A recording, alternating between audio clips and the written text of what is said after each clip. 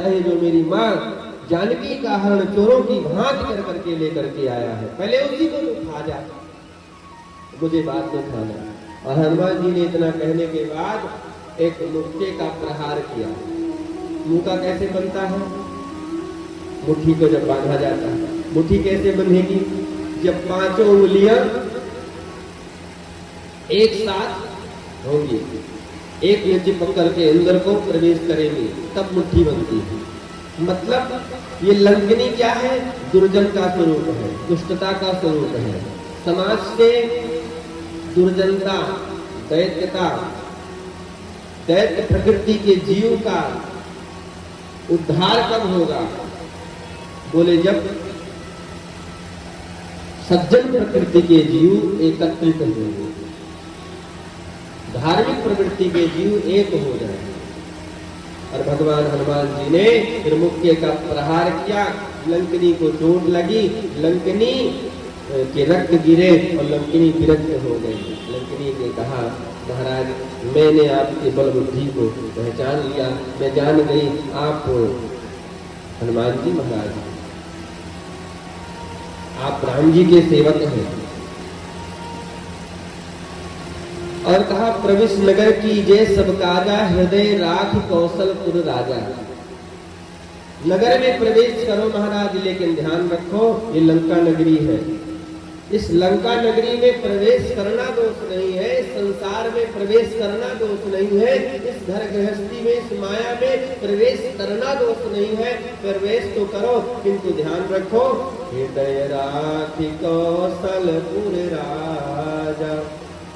अपने हृदय प्रदेश में भगवान की भक्ति, भगवान को प्रवेश करा लो पहले, और फिर तुम माया में कितना भी घूमो, गृहस्थ में कैसे भी जाओ, बच जाओ। प्रविश नगर की जय सब काजा, प्रविश नगर की जय सब काजा, प्रविश नगर की जय सब काजा, प्रविश नगर की जय सब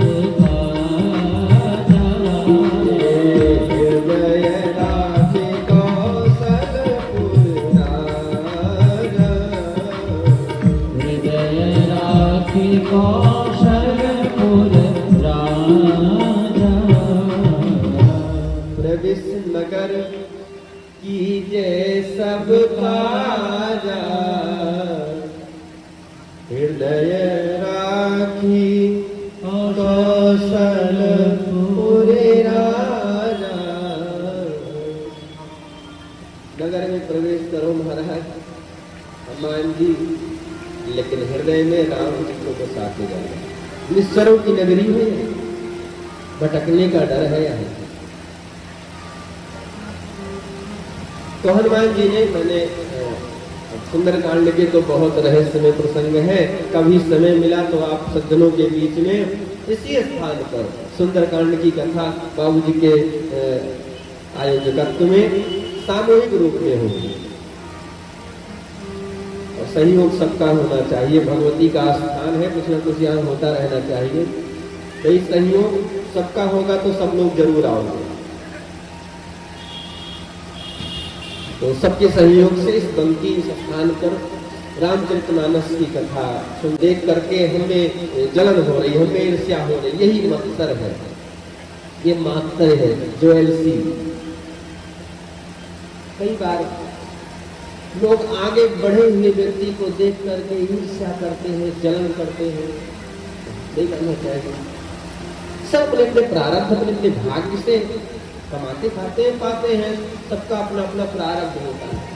कई बार गांव में हाथी आता है, गज हाथी, तो उसमें आपने देखा होगा जितने भी श्रद्धालु होते हैं, धार्मिक प्रवृत्ति के जीव व्यक्ति होते हैं, बड़े बूढ़े होते हैं, तो उसके आगे हाथी के हाथ जोड़े खड़े होते हैं, उनमें दर्शन की भावना होती है।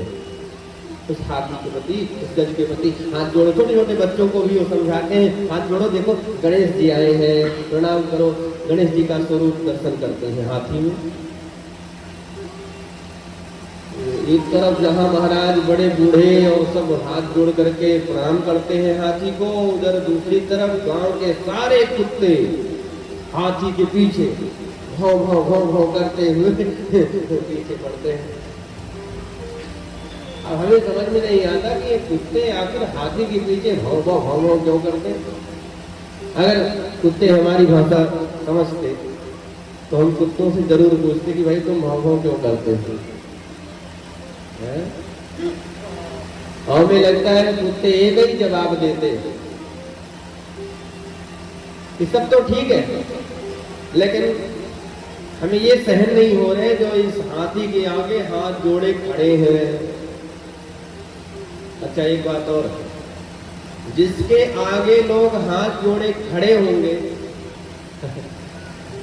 उसी के पीछे 10-50 भौंकने वाले पड़े होंगे। जिसके आगे हाथ जोड़े लोग खड़े होंगे उसी के पीछे भौंकने वाले पड़े होंगे। जिसकी स्तुति होगी निंदा उसी की होगी। जिसके जय जयकार होंगे पराजय का भी कभी उसी का डर होता है।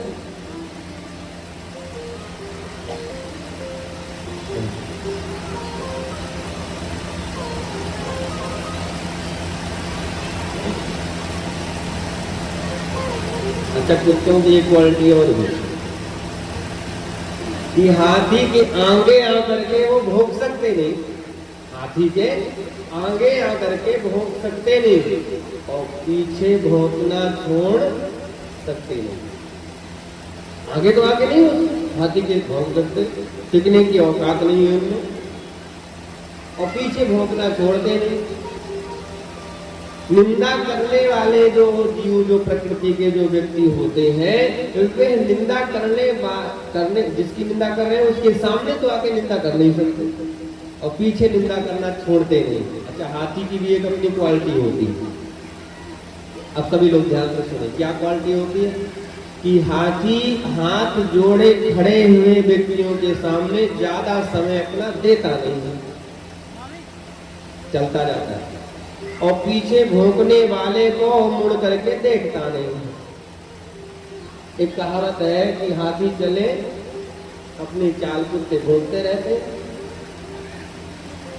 तो निंदा करने वालों का काम है सज्जनों, करते रहते हैं। ईर्ष्या करने वाले का काम है वो करते रहते हैं।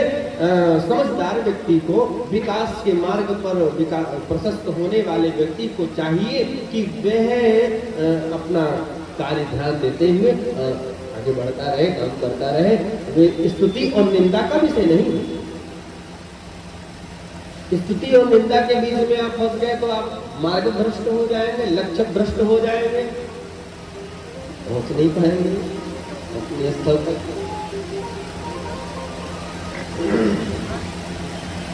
एक लक्ष्य होता है एक व्यक्ति का, तो लक्ष्य को जो पूर्णतया हृदय में रखता है वो एक दिन प्राप्त भी कर लेता है। लक्ष्य भ्रष्ट प्राणी मार्ग भ्रष्ट हो जाता है। तो मेरे कहने का तात्पर्य यह है सज्जनों की निर्मात्र होकर के भगवान का भजन करो। निर्मत्सराणाम सताम वैद्यम वास्तवमत्र वस्तु शिवदम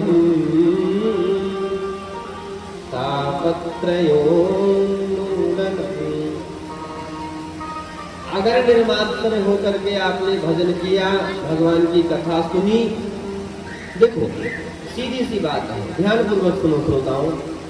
देखो भागवत क्या है? दिव्य अमृत का स्वरूप है। भागवत क्या है? दिव्य अमृत है। अब इस अमृत को रखने के लिए पात्र भी तो बढ़िया शुद्ध होना चाहिए। पात्र में विष पहले से पड़ा हुआ है, तो अमृत को रखने के लिए पहले पात्र को खाली करो, पात्र को उठाओ, उस विष को गिरा दो और फिर अमृत उसमें भरो। गौ माता का दुग्ध अमृत के समान, अमृत के तुल्य है, किंतु वह अमृत तुल्य गौ माता का दुग्ध कसैले बर्तन में रख दो, खटाई नमक लगे हुए बर्तन में रख दो तो दूध फट जाता है। एक भागवत अमृत तत्व तो है सज्जनों, पर हमारा आपका हृदय भी तो शुद्ध हो।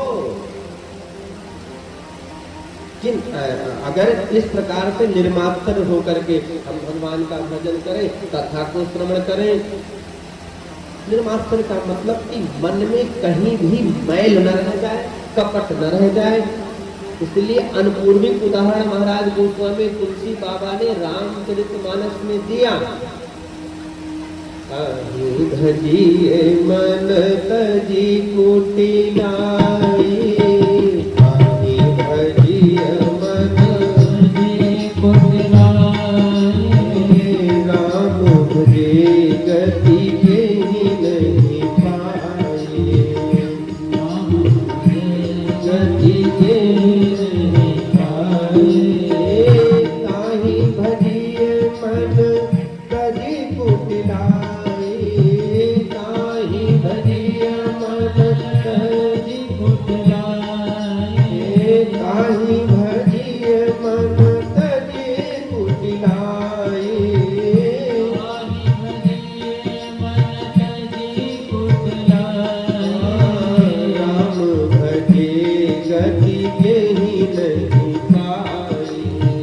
राम भजे गति के नहीं पाए, ताहि भजिए मन तजी कुटिलाई, और राम भजे गति के ही नहीं पाई। मन की कुटिलता को त्याग करके भगवान सर्व शरण ग्रहण करो। ऐसा करने से क्या मिलेगा? आशीर्वाद, भगवान की कृपा सरल सहज हृदय पर अकस्मात बरसती है। एक बार की बात है,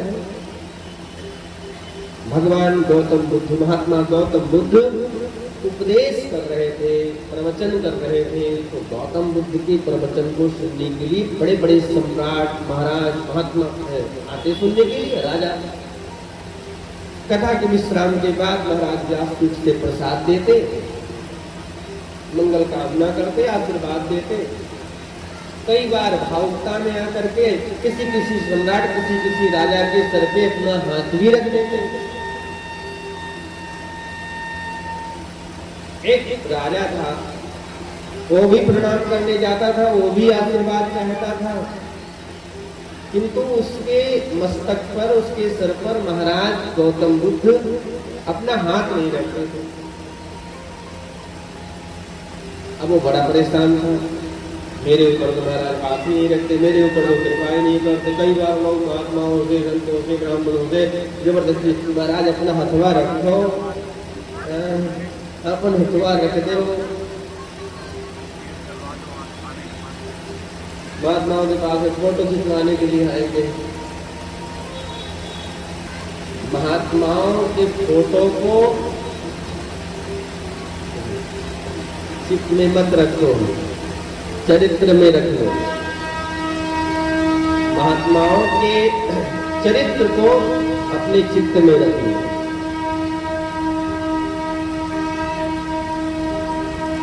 भगवान के केवल स्वरूप की पूजा मत करो, भगवान के केवल चित्र की पूजा मत करो, भगवान के चरित्र की पूजा करो। तो वो राजा बने कि बहुत परेशान रहता था कि महाराज हमारे ऊपर अपना हाथ नहीं रखते। एक बार की बात है, कोई पर्व था और अचानक महाराज उस राजा के दरवाजे पहुंच गए। धन्य है वह जीव जिसके दरवाजे पर महात्मा पहुंच जाए, भगवान के ऐसे विशिष्ट भक्त पहुंच जाए, भगवान ही पहुंच गए। तो महाराज ने किवाड़ी खटखटाई, राजा बाहर आया। हे महाराज प्रणाम, हमारे अहोभाग्य हमारे जो आप श्री पधारे, स्वागत किया जी भव्य, आइए भगवान प्रसाद पाइए, भोजन ग्रहण करिए। नहीं भैया, हमें बहुत देर हो रही, हम तो भिक्षाटन के लिए निकले हैं, कुछ जो भी आपके यहाँ तैयार हो तो मुझे हम जल्दी से प्रदान कर दो। अरे महाराज क्या बताएं, भीतर गया तो महारानी से आदेश लिया। महारानी ने कहा कि महाराज अभी तो भोजन में केवल पायस बना हुआ है, मतलब खीर बन गया है, तो खीर बढ़िया राजा महाराजा के यहाँ की खीर, बढ़िया घोटा दूध, बढ़िया मेवा, केसर युक्त बढ़िया चमचमाता हुआ चांदी के पात्र में लेकर के राजा आए।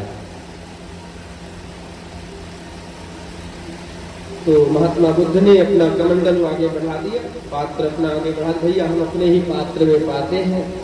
अरे नहीं महाराज इसी में लीजिए, नहीं नहीं भैया हम अपने ही पात्र में पाते हैं। तो जैसे ही राजा ने खीर गिराने के लिए कमंडलों में जैसे ही अपनी कटोरी को उठाया, उस पात्र को उठाया चांदी के, तो देखा कि कमंडल में धूल मिट्टी लगे हुए। अरे महाराज कटोरी पीछे कर ली। महात्मा बुद्ध ने कहा क्या हुआ?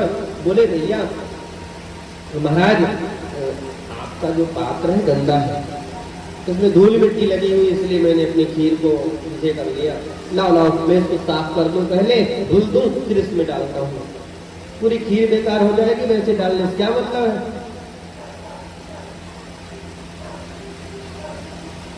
महात्मा बुद्ध ने कहा भैया हमारे इसी पात्र में डाल दो, जैसा भी है हम खा लेंगे। बोले नहीं महाराज पूरी खीर बेकार हो जाए, क्या बात कर रहे हैं आप? ऐसे लाइए, मैं 2 मिनट की बात है, मैं धुल करके लेकर के आ रहा हूँ। महात्मा बुद्ध ने कहा भैया तनिक मेरा कमंडल मैला है, उसमें धूल मिट्टी लगे हुए हैं, तो तुम अपने खीर को नहीं गिरा रहे हो, उसमें अपने प्रसाद को इसमें नहीं ले रहे हो, और तुम्हारा मन मैला है, तुम्हारे मन में कपट की धूल लगी हुई है, तो मैं अपना वरदहस्त कैसे तुम्हारे सर पे रखूं? बोल भक्तवत्सल भगवान की जय हो। छल कपट को त्याग करके भगवत शरणागति को ग्रहण करो सज्जनों। भगवान के ग्रंथ का आश्रय लो। जीव का कल्याण क्यों नहीं हो पाता है? अधिकाधिक धर्म प्राप्त करने के बाद, अधिकाधिक भागवत की कथा सुनने के बाद, अधिकाधिक अच्छे कार्य करने के बाद भी कल्याण क्यों नहीं हुआ? बोले मन में कहीं न कहीं उस कार्य को करते समय भी कपट रह गया था, तो अधकचरे के अधकचरे रह गए। भगवान की माया से बचना वास्तव में बहुत कठिन कार्य है। और अगर आपने निर्मात्र होकर के, निष्कपट होकर के अगर भगवान की कथा सुनी, भगवान के धर्म का पालन किया, तो 3 को आप जान जाओगे। वेद्यम वास्तवमत्र वस्तु शिवदम तापत्रयोन्मूलनम। वेद्यम वस्तु, वैद्यम वस्तु, वास्तव वस्तु से किसे किसे जाना जाता है? बोले महाराज वास्तविष्ट जीवा, वास्तविष्ट माया, वास्तव जगत। जीव, जगत और माया, इन तीनों शब्दों को, इन तीनों को वास्तव शब्द से जाना जाता है। आपको जीव, जगत, माया का ज्ञान हो जाएगा अगर आपने इस प्रकार से भगवान का भजन किया तो। तापत्रयोन्मूलनम शिवदम, माने कल्याण की प्राप्ति होगी, और तापत्रयोन्मूलनम 3 प्रकार के जो ताप है उनका उन्मूलन हो जाएगा। श्रीमद् भागवत का आश्रय अभी आपने लिया नहीं, अभी आप कथा श्रवण करने नहीं गए, इसके पहले मन में जैसे ही कथा सुनने की उत्कंठा का उदय हुआ, उसी क्षण ईश्वर हृदय में आकर के अवरुद्ध हो जाएगा। अभी ये गेट संभवतः खुला हुआ, चारों तरफ की बाउंड्री तो है ही, गेट बंद करके ताला लगा दिया जाए, फिर 4 घंटे की कथा पूरी सुन करके ही आप लोगों को जाना है। तब आप लोग क्या होंगे? अवरुद्ध होंगे कि विराजमान होंगे? दोनों में क्या होंगे? बोलिए, आप ही लोगों से पूछा जा रहा है। अवरुद्ध होंगे या विराजमान होंगे? अवरुद्ध हो जाएंगे। गेट अगर बंद कर दिया जाएगा तो आप अवरुद्ध हो जाएंगे, ताला लगा दिया जाएगा तो अवरुद्ध होंगे। गेट को खुला है तो आप लोग विराजमान हैं। सीधी सी भाषा में आप समझें, जेल में जेलर साहब कुर्सी पर विराजमान कहे जाएंगे, वो अवरुद्ध नहीं कहे जाएंगे। किंतु कैदी को आप विराजमान नहीं कह सकते, कैदी अवरुद्ध है। अस्तु मेरे कहने का तात्पर्य यह है, भगवान हमारे आपके हृदय में कथा की भावना जैसे जागृत हुई सुनने जाने की, अभी सुनने नहीं आए, उसी क्षण हृदय में अवरुद्ध हो जाते हैं, विराजमान नहीं केवल अवरुद्ध होते हैं। तत्क्षणात् ईश्वराः हृदि अवरुध्यते शुश्रूषभिस्तत्क्षणात्। कथा श्रवण करने से पहले उसी क्षण भगवान हृदय में अवरुद्ध हो जाते हैं सज्जनों। यह है भागवत के द्वितीय श्लोक का भाव मंगलाचरण का, समझ रहे हैं, जिसमें गान की महिमा बताई गई। तो भगवान के नाम का गान करो, भगवान की कथा का गान करो, किंतु कैसे? बोले निष्कपट हो करके। अब तीसरे श्लोक में पान की बात बताई है। निगम कल्पतरोर गलितम फलम शुकमुखादमृतम द्रव्य संयुतम मित्राम गमिति बोधति सनिगमो वेदा। वेदों को कहते हैं निगम। क्या कहते हैं? निगम। और वेदों का जो परिपक्व फल है वो है श्रीमद्भागवत। किसी ने वेद व्यास जी महाराज से कहा, गुरु जी ये वेदों की उच्च शाखा से फल जब पृथ्वी पर गिरा तब तो ये टूट गया होगा, फूट गया होगा, पिघल गया होगा। तो नहीं महाराज, शिष्य प्रशिष्यादि रूप पल्लव परंपराया तनैर खंडमेवा उत्तीर्णम न तो उच्च निपातेन स्फुटितम। यह फल टूटा फूटा हुआ नहीं है, पिघला नहीं है। यह फल परंपरागत यह पृथ्वी पर आया। श्रीमद् भागवत का फल सबसे पहले किससे प्राप्त हुआ? किसको? तो बोले श्रीमद् भागवत की कथा सबसे पहले भगवान श्रीमन नारायण ने अपने पुत्र ब्रह्मा जी को सुनाया, और ब्रह्मा जी ने फिर अपने पुत्र नारद जी को सुनाया, और फिर नारद जी ने अपने शिष्य वेद व्यास जी को सुनाया। समझ रहे हैं? नारद जी के 4 शिष्य हैं, 2 शिष्य बूढ़े हैं और 2 शिष्य बालक हैं। तो बूढ़े कौन कौन है? श्री वेद व्यास जी हैं और बाबा वाल्मीकि जी हैं, नारद जी के बूढ़े शिष्य हैं। बालक शिष्य बाल्यावस्था के कौन से हैं? बोले प्रहलाद जी हैं और ध्रुव जी हैं, जिसके कंठी गले में, जिसके कंठी नारद जी ने बांध दिया, समझो भगवान उसको पक्का है मिलेंगे जरूर। ऐसे नारद जी। और नारद जी ने अपने शिष्य वेद व्यास को, वेद व्यास जी ने अपने पुत्र सुखदेव को भागवत प्रदान किया। तो यथावत यह पृथ्वी पर नहीं आया, शाखा प्रति शाखा, डाली प्रति डाली के माध्यम से यह फल पृथ्वी पर आया। अस्तु यह फल टूटा फूटा हुआ नहीं है। बोले महाराज, फल के विक्रेता अपने फल की बड़ी बड़ी प्रशंसा करते हैं। तो फल खट्टा है कि मीठा है, कैसे माना जाए इसको? फल को खाते समय डर होता है कि खट्टा कहीं ज्यादा होगा तो गले में समस्या होगी, गला बैठ जाएगा, कुछ गाना वाना हो व्यक्ति को, तो खट्टा फल नहीं खाता। बहुत ठंडी वस्तु को नहीं लेता। गाने वाले लोग बहुत रियाज करते हैं, तब गला बना रहता है, नहीं तो गला गल जाता है।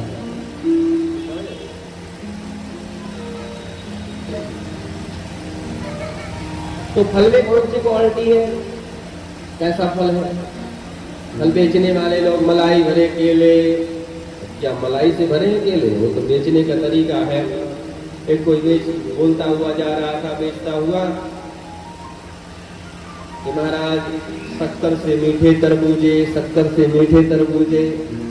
अब कान में गई आवाज, कोई खरीदने वाले व्यक्ति ने बुलाया, अरे भैया पास में, इधर आना। पास में आया, 1 किलो हमको भी दे दो भैया तरबूजे। और उसने तौले दे दिए। जैसे ही अमनिया करके पाया तो महाराज वो नमक जैसे लगे। अरे अभी क्या कह रहे थे? 70 से मीठे, मतलब 70 से भी ज्यादा मीठे तरबूजे, और तुम्हारे तरबूजे तो हमको नमक से भी ज्यादा नमक से भी ज्यादा नमकीन लगे, इसमें कहीं भी मिठास नहीं है। बोले भैया वो तो मेरे बेचने का तरीका था, है? मेरे शब्दों को आपने ध्यान नहीं दिया। 70 से मीठे तरबूजे, 70 से मीठे, मतलब 70 जब इसमें डालोगे इस तरबूजे में तो ये मीठा हो जाएगा। मार्केटिंग लाइन का काम करने वाले लोग इतने माहिर हो जाते हैं कि गंजे को भी कई बार महाराज कंगी बेच के चला जाता है व्यक्ति। है बेचारा गंजा, उसको कंघी की आवश्यकता नहीं है। लेकिन बाबू जी आप नहीं जानते वो क्या है ना, इसमें इस कंघी में ऐसे प्रकार का प्लास्टिक प्रयोग किया गया है ना कि उसको अगर अपने सर पे चलाते रहो कुछ समय तक तो बाल जो चले गए ना, जो चले गए वो वापस आ जाते हैं। अब वो बेचारा सोचता कितने का तौर पे तेल लगा दिया, कितने प्रकार के शैम्पू प्रयोग किए, कितनी मेडिसिन, कितनी दवाइयाँ चलाए और उससे ये नहीं हुआ। चलो 10 रुपए की कंघी की तो बात है, कोई बात नहीं, चलो ले लेते हैं, देखते हैं हो जाएगा तो ठीक है, नहीं कोई बात नहीं, तो ले लेता है। फल बेचने वाले के अपने अपने तरीके होते हैं महाराज। बोले फल खट्टा है कि मीठा है, इसका क्या प्रमाण है? वेद व्यास जी महाराज ने कहा भैया फल का उत्तम पारखी माना जाता है तोता। आप लोग ध्यान पूर्वक सुने, देखने चित्त न हो। फल का उत्तम पारखी कौन माना जाता है?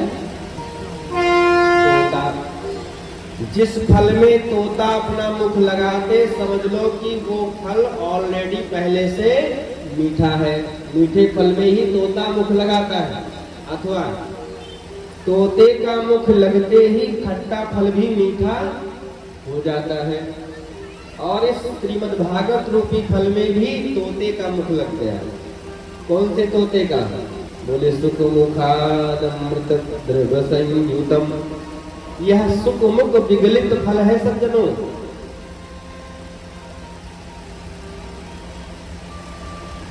सुखदेव भगवान का मुख इस फल में लग गया है। अस्तु इस फल का पान करो। व्यास पीठ का पूजन हमारे परम जी कर रहे हैं। बहुत बहुत मंगल शुभकामनाएं आपको, अनंत बधाइयां। आप सभी जो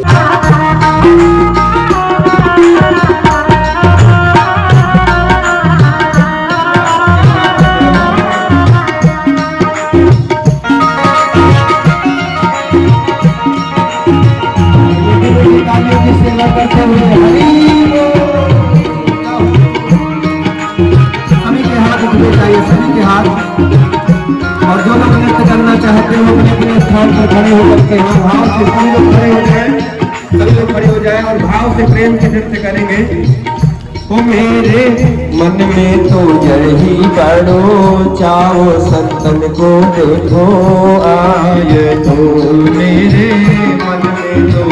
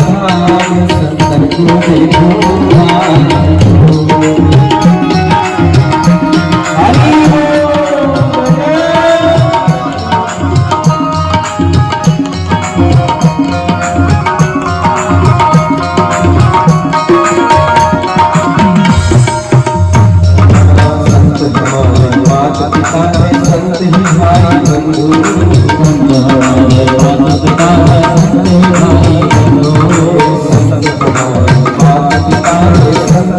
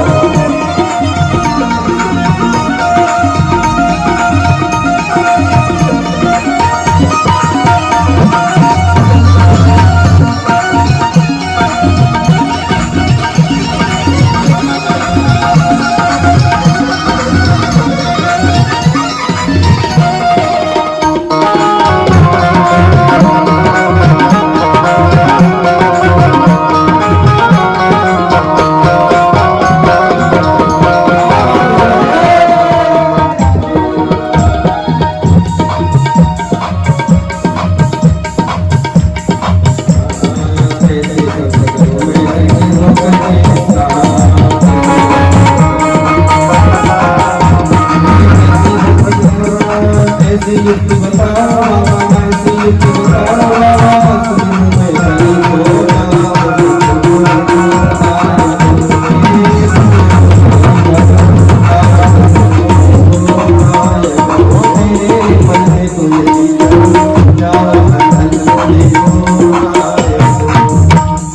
शंकर भगवान की, श्याम सुंदर भगवान की।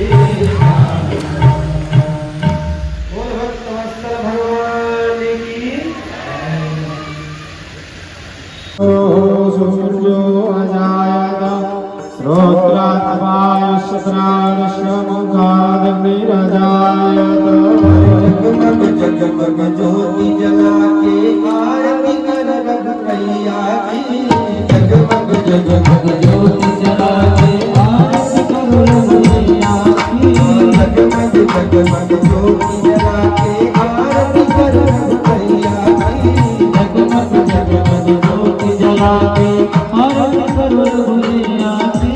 आरती कर लो वंदन कर लो, आरती कर लो दर्शन कर लो, आरती कर लो दर्शन कर लो।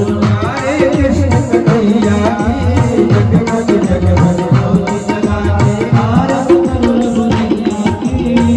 सब बालो सुइया सब सिद्ध सुलभ पट सुनाओ, सब बालो सुइया सब सिद्ध जगत जपत शुभ नाम। मंगल भवन मंगल हारी प्रभु दशरथ भजे बिहारी, मंगल हारे मंगल हारे प्रभु सुदर्शन भजे बिहारी। आरती कर लो वंदन कर लो, आरती कर लो वंदन कर लो, आरती कर लो दर्शन कर लो, आरती कर लो दर्शन कर लो। सीता को सैया की, जगमग जगमग ज्योति जला के आरती कर लो कन्हैया की, ज्योति जला के।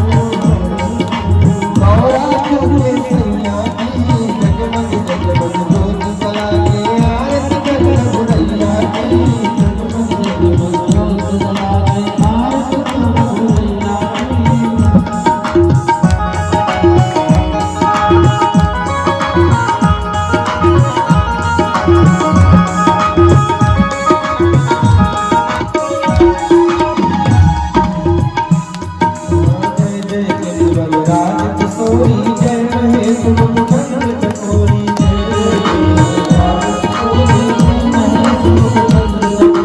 जय गजपति गजानन माता जगत जगत जामिन तुझ गाता